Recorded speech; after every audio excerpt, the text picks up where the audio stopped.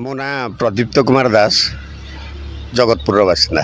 कौन कहे आज जो आप क्लब अनुकूल जो प्रोग्राम चलती कौन कहे देखो ये तो आमर सद्गुरु चक्षु चिकित्सालय एवं आमर मदन मोहन आंचलिक युव परिषद जॉइंट भेंचर रे आज आम ये मागणा गोटे चक्षु चिकित्सा शिविर आयोजन करूँ आमर क्लब्र समस्त मेम्बर एवं डाक्तरी दल मान सहायता लोक मानकर चक्षु परीक्षा करा जाई से मानकु उपयुक्त औषध एवं चश्मा आगू मागणार बंटन कर बंदोबस्त कराई।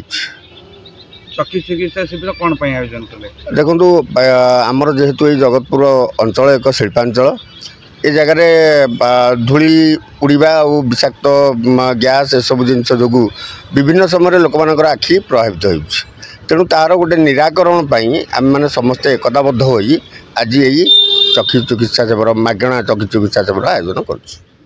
मो ना रविनारायण नायक मदन मोहन क्लब सभापति।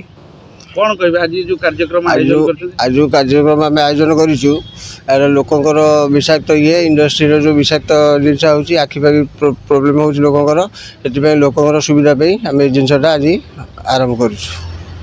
आगामी दिन में अन्य कौन पदक्षेप आगामी दिन में ये जिनसा आम बड़ आयोजन करूँ आशा रखी।